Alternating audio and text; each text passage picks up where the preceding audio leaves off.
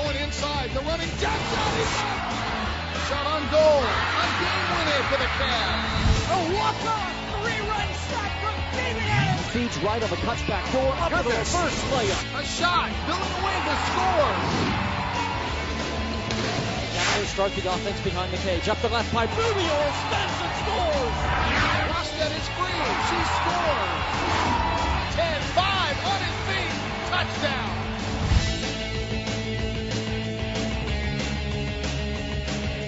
Cavalier Sports Weekly is presented by the Virginia Lottery. The Virginia Lottery, helping Virginia's public schools. And brought to you in part by Geico. 15 minutes could save you 15% or more on car insurance. On this edition of Cavalier Sports Weekly, presented by the Virginia Lottery. I think I have a confidence that, things are going to work out.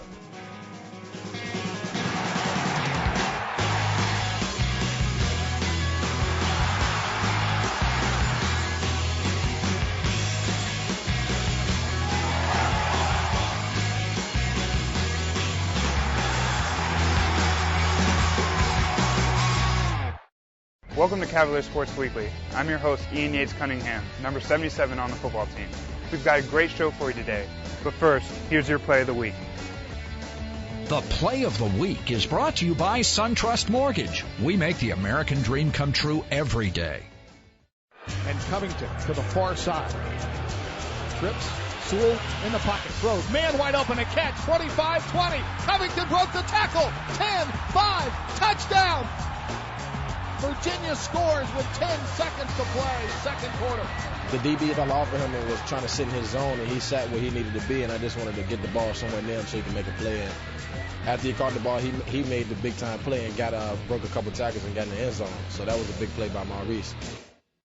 Stay tuned. Virginia game highlights are coming up next. Michael, end zone, touchdown, left side.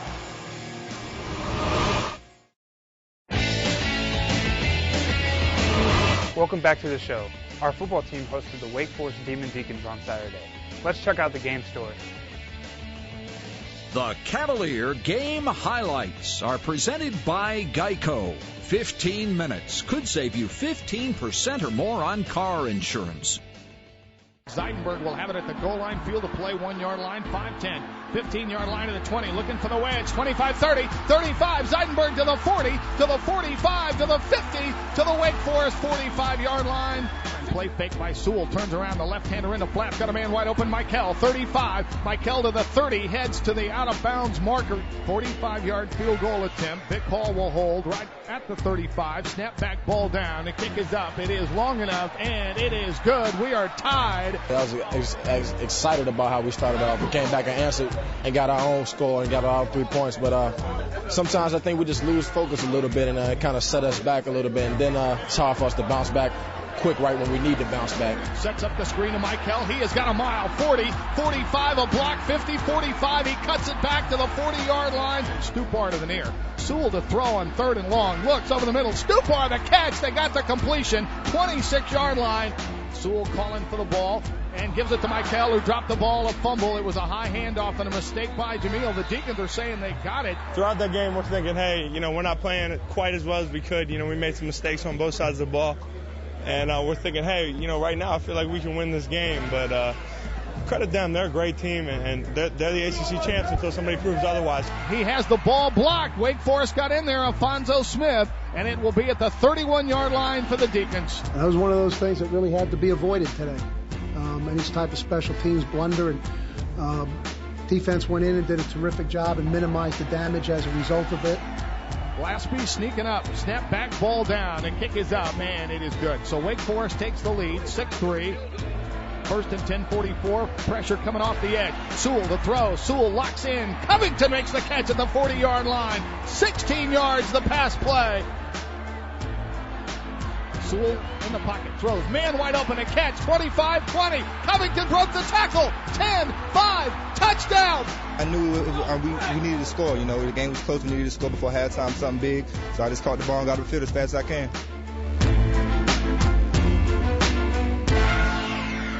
Two wide left, receiver boundary side. Chris Long, pressure going after Skinner. Throws far side, man wide open to catch. 39, 40 out of bounds, 45-yard line. Skinner out of the shotgun with protection. Skinner stepping up in the pocket. Skinner may try to run. Skinner's going to run for it. 30, 25. He got the first down inside the 20, and he falls at the 18-yard line. Skinner will operate out of the shotgun, and Skinner to throw. Pump fake. Skinner now flushed out of the pocket. Skinner will stay and look. Fires. Has got a man. Touchdown. He found a man in the end zone. Kenny Moore. Skinner was terrific today. You know, he moved the ball in a way that he could. I don't know what the numbers are here passing the ball, but, you know, he did a great job passing the ball. Skinner from the 34 wants to throw. Downfield, fires, man, hit his man, 50-yard line to catch. Brinkman to the 45-yard line.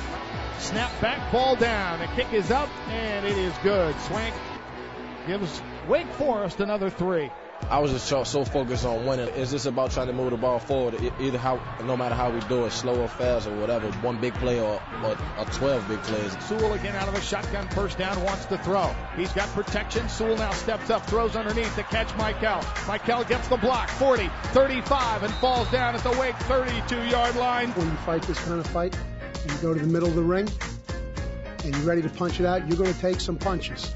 It's your ability just to shake it off and come back and try to land the next punch that has as much to do with success sometimes as the plays that you call or the defenses that you run. Fourth down at the 24-yard line. They need 2 yards. Stupar will be in motion far side. Play fake. Sewell locks in, throws the catch. Covington the catch. 15 to the 14-yard line. They go power packing. They hand off Michael. Michael, end zone. Touchdown, left side. That was a good block. Ian came around pulling, and once I went that way, they flowed, and Ian just hit him and wiped him by, and I just cut right off his butt. Riley Skinner is a heck of a player, and I knew that was going to be the toughest 2-minute drill we'd run all year. Fourth down and 2, 34. Skinner to throw. Far side in the flat. The catch, D'Angelo Bryant. 40, 45, 47-yard line. 4th and 2, Skinner to throw. Skinner downfield. Skinner throws in the flat. Has got a man. 40, far side. We kept them out far enough that it was going to be a tough field goal, and they have a great field goal kicker. We just put the pressure on him. Snap back. Ball down. The kick is up. It is long enough. It is no good. He missed it. No good. No good. None of us would trade this experience for the world. We're on a great journey here, and we've enjoyed everything that's happened to this point. Who knows what's going to happen the rest of the way? But we're going to give it our all. That's kind of what we do. Great expectations surround our men's and women's basketball teams this year. Here's a look at both teams as they get ready to start their regular season. I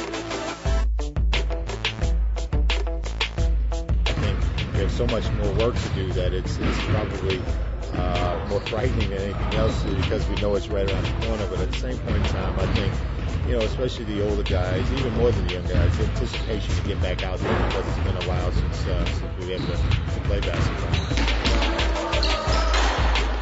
Just being out there and getting to compete. I mean, we realize, after the scrimmage, you see we have an exhibition next week and then our first game the next week, and it's, surprising to look back and see the season's already started and seem like it just ended. We got our first exhibition coming up, and we're just going to get out there every day and practice. Go hard and just continue to do what got us here. I've been playing basketball since I was 6, so it's a different level, definitely. Physically, mentally, it's way different than high school. I'm always learning every day. I'm learning from coaches. I'm doing teaching, teaching young guys ins and outs of basketball and on and off the court.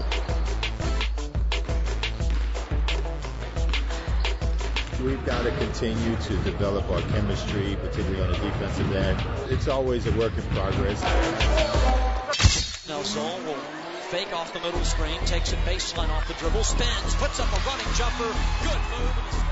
Kellam, bounce post, mid-post left. This is Hardig on the run down the lane, throws up the right-hander and scores. We are a team that is much more experienced than we were last year at this time, and one that has a few more pieces than we had at this time last year.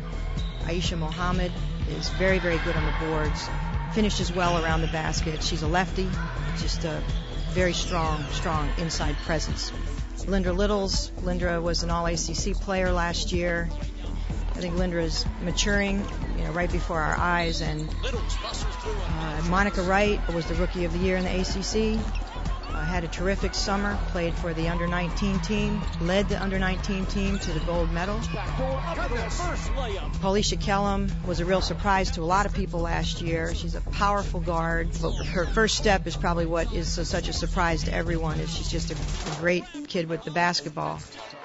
And then Charnay Zoll. Charnay is sort of the linchpin of this whole group, the soul of this whole team. Stopped by Charnay Zoll, and Zoll takes it cleanly. We're going to be competitive in every aspect of every single game, and we're going to be competitive in every single standing that you want to see nationally or in the ACC. We're going to be right there. I don't know how many college students major in religion, conduct Bible studies with their friends, get married in their second year of college, and lead their football team in tackles. But we have a guy that has done all of the above. John Copper is your Student Athlete of the Week. First and foremost, he'd tell you that the primary thing about his life is that he's a Christian, and everything that he does, he's very serious about trying to follow Christ and just trying to live his life in a way that's pleasing to the Lord. I think I have a confidence that, things are going to work out. There's a verse in Psalms 84 that says, "No good thing will the Lord withhold from those that he loves." And so I know that, if something were to happen next week and I couldn't finish the season, I know that the Lord would be using that as a good thing in my life. Father, thank you for this time to just gather together and to study your word. Our church has a Bible study on Wednesday nights. So I know over the summer we were inviting people to that and things like that. It being fall, I don't get out of football till late. Church is already over, so, as it turns out, we've had several of the guys on the team here. Which has been good. People will always tell you that Cop is like a 40-year-old in like a 20-year-old's body. Just, he's so grounded, I guess, and has such a sound sense of who he is and who he wants to be. There was this girl coming to UVA from Glenborough High School, and I didn't have my contacts in, so I didn't see her, but I ended up talking to her FCA leader, and he was just telling me about her, a really good girl. I got her name, and then we got up here. It was actually in Newcomb Hall. I saw her, and I was like, all right, that's got to be her. So I went up and said hi. And my first thought was she was gorgeous, and my second thought was she was going to be my wife. I remember I was really nervous meeting him, and when I shook his hand. And I don't get nervous meeting people. But then we kind of built a friendship that first semester and got to know each other better. He provided me rides to church, which was, important. And I guess second semester we just kind of started dating, and it was really good. She was constantly smiling and just a lovely person to be around. I'd already pretty much made up my mind. It was just a matter of time.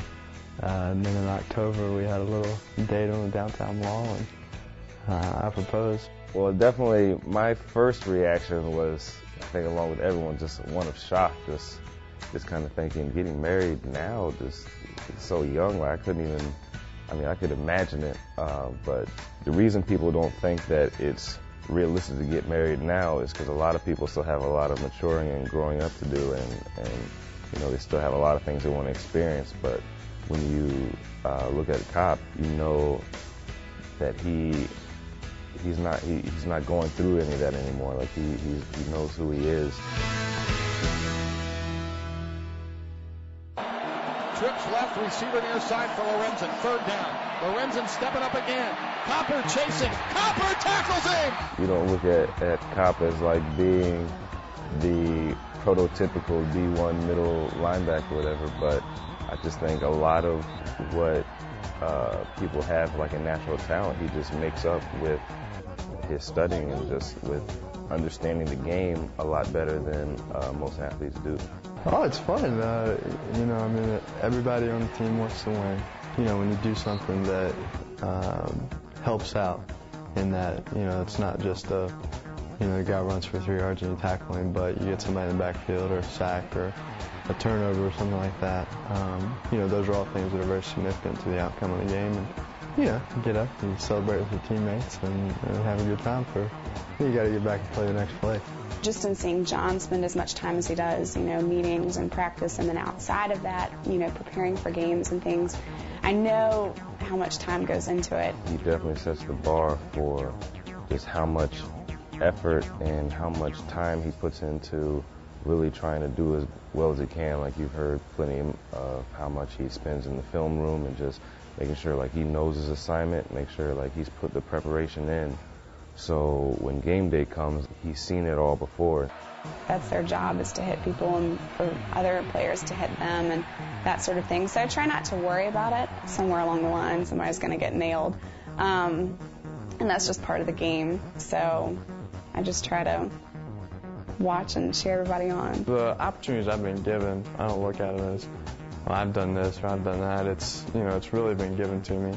And just thankfully I've been able to do well when given those opportunities. I'm always just real happy to see him make a play and see things working out for him. Because you know how much time and effort and work that he put into it. So it feels good to see it pay off for him to be doing well.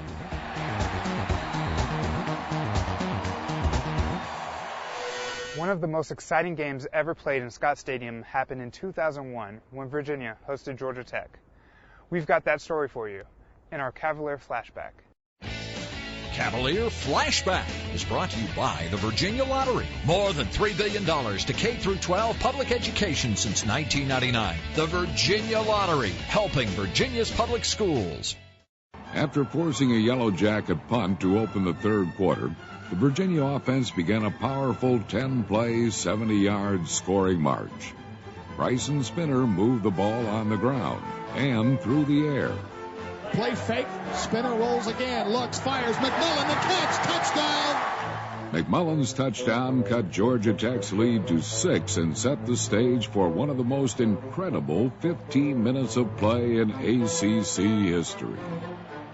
The Cavaliers took the lead for the first time as a swift 79-yard drive culminated with another score to the ACC's best receiver. The Yellow Jackets answered Virginia's points with a touchdown of their own.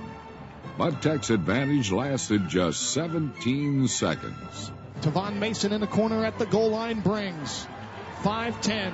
Mason to the 15, 20, 25. Mason to the outside, 30, 40, to the 50. Mason to the 40, to the 30. He sees the goal line. He sees touchdown. Despite the fevered pitch of the Wahoo crowd, the Yellow Jackets answered UVA's touchdown.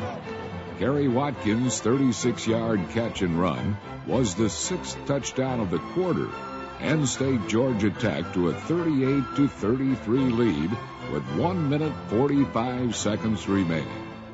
A 14-yard throw from Spinner to McMullen put the offense in position to run a rare play from the Yellow Jackets' 37-yard line. It proved to be one of college football's most dramatic plays of the year. Bryson to throw again. Over the middle. McMullen. Yes! Past the Pierman. 15, 10, 5. Touchdown. Hook and ladder. Coming up after the break.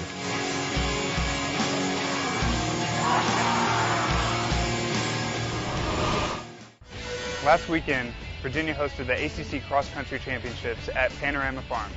We've got that story for you and more in our Olympic Sports Spotlight. The Olympic Sports Spotlight is presented by the Virginia Athletics Foundation.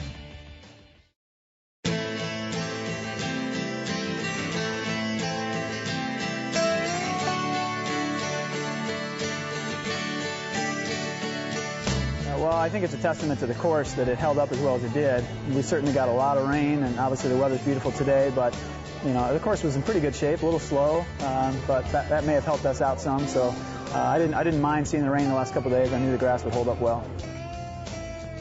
We train out here at least once a week, and this is a challenging course, so we should be pretty accustomed to it. I'd like to think it was an advantage to us today. I'm glad that whether it was or not, I'm glad we took advantage of the opportunity to race here at home and got it done. They did a great job. I think that was very clear to me with about 1,000 meters to go, and I saw our first 3 guys running right together. I mean, it was clear that they were working very hard together and showed me right there how much of a team aspect this was. And to have our fifth guy, Taylor Smith, step up the way he did to help us secure the win was huge. It's pretty thrilling to get our second in 3 years. After not quite getting it done last year, it's great to come out here and win it on our home course.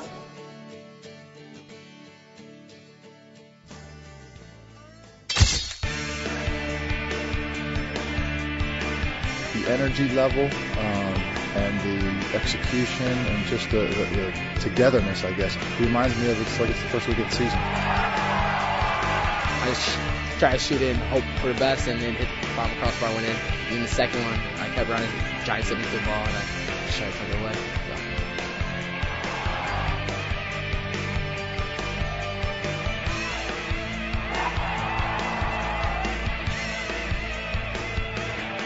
I've been waiting all season, trying all season to get a goal off, and sure enough, just kept working my butt off, and I got what I've been working so hard for.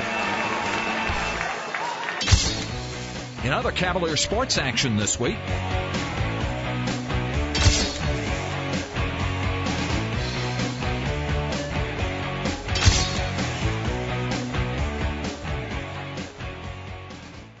Thanks for watching Cavalier Sports Weekly. We'll be back next week with game highlights from our football game against Miami and other great stories and features. But until then, go Hoos! Cavalier Sports Weekly is presented by the Virginia Lottery. The Virginia Lottery, helping Virginia's public schools. And brought to you in part by Geico. 15 minutes could save you 15% or more on car insurance.